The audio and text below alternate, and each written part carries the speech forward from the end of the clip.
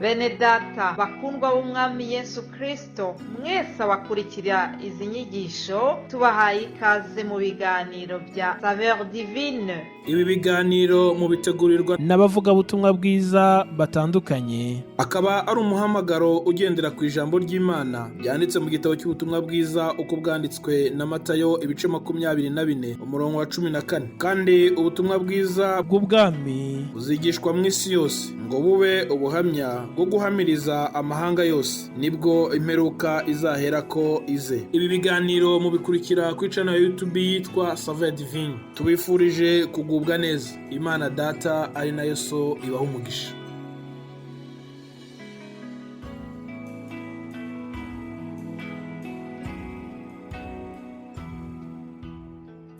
Yesu ashimwe nshuti bakundwa bene data mwese abakurikira ibiganiro bya Saveur Divine, ndabaramukije mu izina rya Yesu Kristo umwami n'umukiza wacu.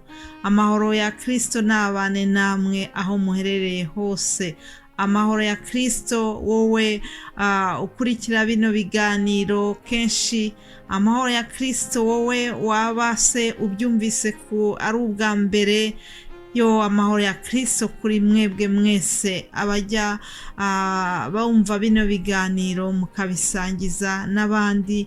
Imana iduhana umugisha twese. Nejejwe n'Imana yaturinze, Imana yarandinze nkabangeje kuri uyu munsi. Dutangiye ikindi cyumweru cyo kuwa mbere, dutangiye icyumweru cya kabiri cy'ukwezi kwa gatanu. Rero ndabishimira Imana yuko ikomeje kundinda, ikomeje kumpa imbaraga zo kugira ngo nyikorere binyuze muri uyu muhamagaro mwiza wa Saveur Divine. Imana nibishimirwe, Imana ihabwe icyubahiro. Reka rero dutangire icyumweru cyacu duhimbaza Uwiteka. Muzi yuko bimwe mu byatumye Imana iturema, icyo twaremewe ni uguhimbaza Imana. Ibintu byinshi Imana irabikora, irabyishoboreye, ni Imana ishobora byose. Ariko Imana ikidakora ni ukwihimbaza. Ni twebwe tugomba kwihimbaza, twahawe inshingano zo kuyihimbaza. Aleluya. Reka rero twifatanye na Dawidi mu guhimbaza Imana. Mbere yuko dukomeza, Dawidi muri Zaburi ya 34 uhereye ku murongo wa 2 yaravuze ngo nzahimbaza Uwiteka iminsi yose, ishimwe rye rizaba mu kanwa kanjye iteka. Uwiteka niwe umutima wanjye nzirata, abanyamubabaro babyumve bishime. Mufatanye nanjye guhimbaza Uwiteka, dushyirane hejuru izina rye. Aleluya. Nashatse Uwiteka aransubiza, ankiza ubwoba nari mfite bwose. Bamurebyeho bavirwa n'umucyo, mu maso habo ntihazagira ipfunwe iteka. Aleluya. Uyu munyamubabaro yaratatse, Uwiteka aramwumva, amukiza amakuba n'ibyago bye byose. Amagambo aroroshye cyane, amagambo arisobanuye. Ni Zaburi ya Dawidi ngo ubwo ngo yisarishirizaga imbere ya Abimeleki akamwirukana akagenda. Rero Dawidi uyu nguyu muzi yuko yanditse zaburi nyinshi, ni imwe muri za zaburi yanditse. Aravuga ati nzahimbaza Uwiteka iminsi yanjye yose, ngo ishimwe rye rizaba mu kanwa kanjye iteka. Ni byiza yuko ishimwe ry'Imana riguma mu kanwa kacu, byaba bimeze neza byaba bimeze nabi. Waba urwaye, waba uri muzima, waba ushonje cyangwa se uhaze, ijambo ry'Imana ridusaba ko tugomba guhimbaza Uwiteka, tugomba gushima Imana muri byose. Rero ni icyemezo cyiza Dawidi nawe yafashe, aravuga ati nzahimbaza Uwiteka iminsi yanjye yose. Ngo Uwiteka ni umutima wanjye uzirata, ntabwo nzi icyo wirata wowe, ntabwo nzi niba wirata yuko ufite amadiplome menshi, cyangwa se ushobora kuba wirata ko ufite amafaranga menshi. Abantu hari byinshi birata bifatika byo muri iyi si, ariko uyu nguyu Dawidi yafashe icyemezo aravuga ati ngewe nzirata Uwiteka. Icyampa tukamenya yuko icy'ingenzi ari ukwirata Uwiteka. Umutima wawe ni wirata Uwiteka, umutima wanjye ni wirate Uwiteka. Ntabwo nirata yuko mfite akazi keza, ntabwo nirata yuko mfite amazu cyangwa iki, oya, ahubwo umutima wanjye ugomba kwirata Uwiteka. Ngicyo icyo nkwifuriza wowe unyumva muri aka kanya. Ndakwinginze kugira ngo dufatanye guhimbaza Uwiteka, dufatanye kumushimira yuko akiturinze muri ibi bihe bikomeye, ibihe bya nyuma. Hari benshi bagize ibyago, hari benshi batagifite ubuzima, hari benshi babuze ibyabo mu buryo butunguranye. Bene data, ni ukuri dufite inshingano zo gushima Imana cyane. Niba tugihumeka, niba ikitubeshejeho, nta kintu na kimwe twarushaga bariya batwawe n'imyuzure, oya. Ariko wowe nanjye niba ugihumeka, ndakwinginze kugira ngo umfashe dushime Imana, kandi dutekereze no ku bandi abagize ibyago. Dukomeze kubasengera, dukomeze kwifatanya nabo, ndetse no mu buryo bufatika tubishoboye.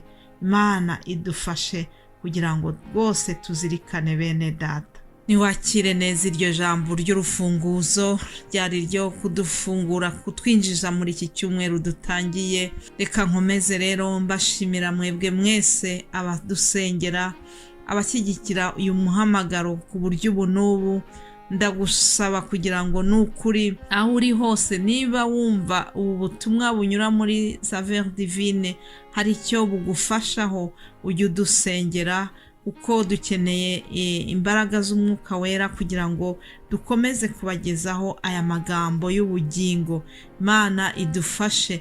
Ndagushimira kandi ndashimira bene data mwese abategura izi nyigisho, ibi biganiro, kugira ngo tubisangize abandi. Ni ukwitanga kwinshi, ndabizi yuko bisaba umwanya.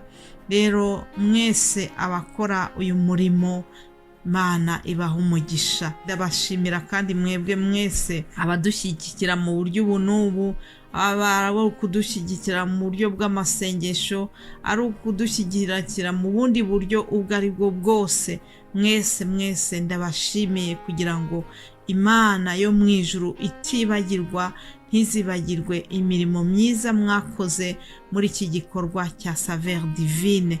Imana ibaha umugisha mwese aho muherereye. Hanyuma nk'uko mubimenyereye, muzi neza yuko buri wa mbere tuba dufite umutwe w'ijambo wundi tugenderaho, navuga ngo teme tuzigishaho muri iki cyumweru. Iki cyumweru rero tukaba tuzasangira iri jambo rivuga ngo ntutinye kuko ndi kumwe nawe. Imana ishaka kuduhumuriza, Imana ishaka guhumuriza ubwoko bwayo. Hari byinshi bihungabanya umugenzi ujya mu ijuru, ariko tuzaganira kw'iri jambo ryo kuduhumuriza rivuga ngo ntutinye kuko ndi kumwe nawe. Turibona henshi muri Bibiliya, ariko tuzishingikiriza kuri umurongo wo muri Yesaya 41. Yesaya 41, reka dutangiriye ku murongo wa 9 n'uwa 10. Ndasoma mu izina rya Yesu. Handitswe ngo, uweho nahamagaye nkagukura ku mpera z'isi no mu mfuruka zayo, nkakubwira nti uri umugaragu wanjye, naragutoranije sinaguciye. Ntutinye kuko ndi kumwe nawe, ntukihebe kuko ndi Imana yawe. Nzajya ngukomeza, ni koko nzajya ngutabara, kandi nzajya nkuramiza ukuboko kw'iburyo, ariko gukiranuka kwanjye. Aleluya. Imana ishimwe, dufite Imana idukunda. Imana yacu ni urukundo, muri kamere yayo ni urukundo, muri kamere yayo kandi yiteguye kutugirira neza. Umwanditsi nanone Yeremiya, umuhanuzi Yeremiya, hari aho yavuze muri Yeremiya 29 umurongo wa 11, naho tubona amagambo yo kuduhumuriza. Imana ivuga yuko izi ibyo yigira kutugirira ngo ni byiza. Aravuga ngo erega nzi ibyo nibwira nzabagirira, ni amahoro si ibibi, kugira ngo mbareme umutima w'ibyo muzabona hanyuma, niko Uwiteka avuga. Aya magambo twasomye muri Yesaya 41 yabwiwe Yakobo ari we Isirayeli, uyu munsi ni wowe nanjye tubwirwa. Imana ije kuduhumuriza.